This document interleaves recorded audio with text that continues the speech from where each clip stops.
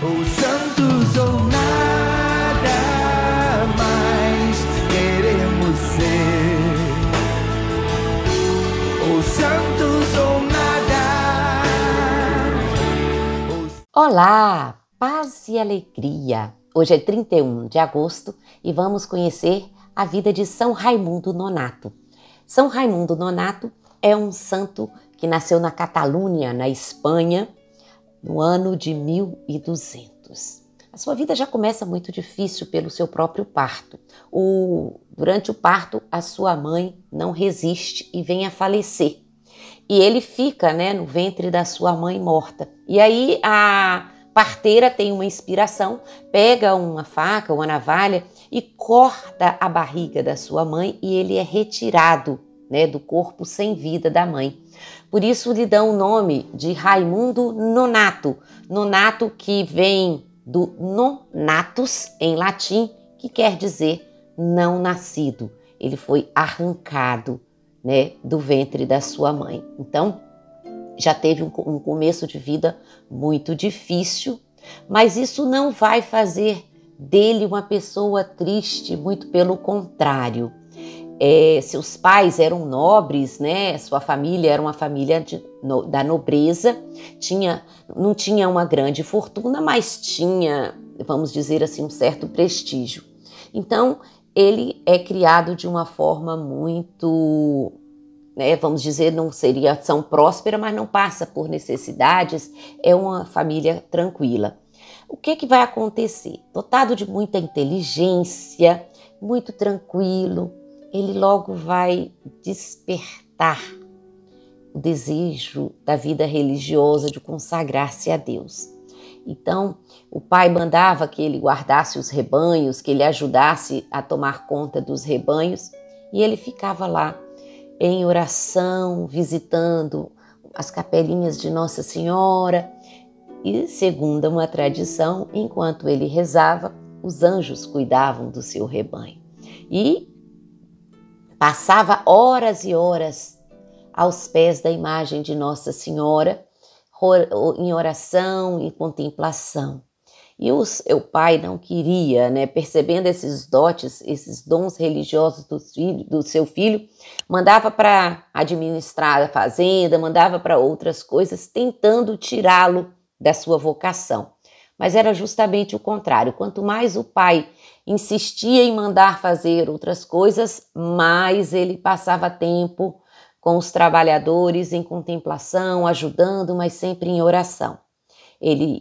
O pai tinha, um desejo de uma carreira brilhante para o Raimundo, mas não era esse o seu desejo.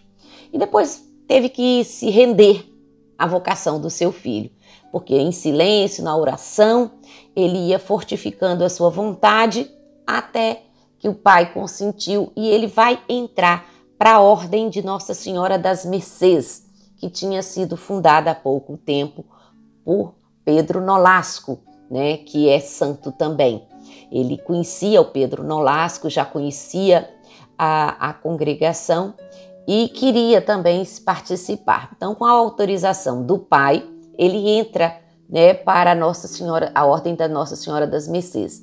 Qual era a finalidade dessa ordem? A principal finalidade da Ordem de Nossa Senhora das Mercês era libertar os cristãos que caíam na mão dos muçulmanos e eram feitos escravos.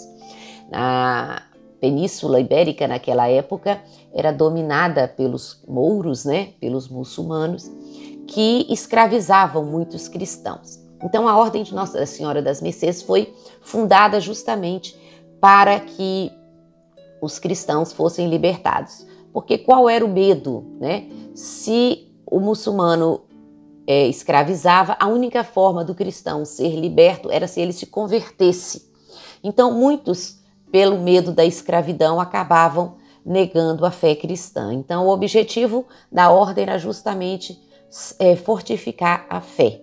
E, apesar das grandes dificuldades, eles conseguiam.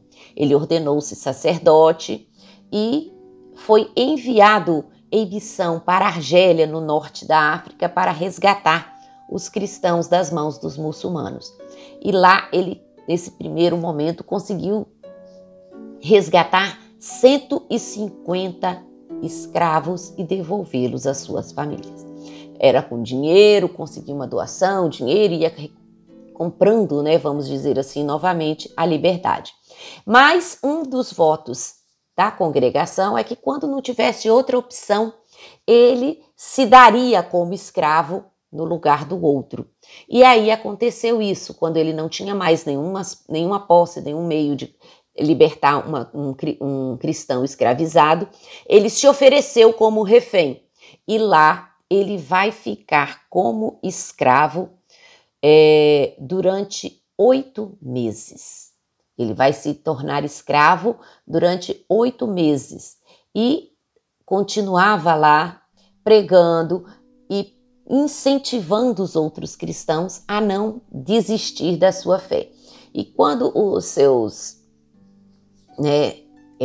captores viram que ele estava pregando o evangelho, pregando e anunciando Jesus, para evitar que ele fizesse isso, fizeram 2 furos na sua boca e colocaram um cadeado, para que ele não pudesse falar.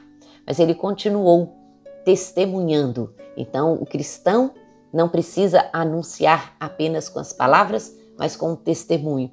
E com o seu testemunho, São Raimundo Nonato continuou evangelizando. Depois de 8 meses, a sua congregação conseguiu que ele fosse liberto e ele retornou em 1239 para a região da Catalunha. Logo depois, o Papa Gregório IX o nomeou cardeal e ele foi convidado a ir a Roma. E nessa viagem, já debilitado pelos meses de cativeiro, pelos sofrimentos, ele não resiste e no dia 31 de agosto de 1240 ele veio a falecer. Tinha apenas 40 anos de idade. Então, São Raimundo Nonato, seu culto foi se propagando de modo por todo o mundo, mas de um modo muito especial aqui no Brasil. No Brasil nós temos, entre os nomes mais conhecidos, Raimundo e Raimunda, principalmente no Nordeste e Norte do Brasil, porque muitas mulheres em trabalho de parto, diante das dificuldades do parto, pedem a sua intercessão. São Raimundo Nonato, ele é invocado, para proteger as mulheres grávidas no momento do parto, em função do seu nascimento tão difícil. Então, muitas famílias têm uma criança com o nome de Raimundo ou Raimunda por causa do parto difícil, por causa do parto com alguma dificuldade. Então, em homenagem a ele, nós temos milhares e milhares de Raimundos e Raimundas no nosso Brasil.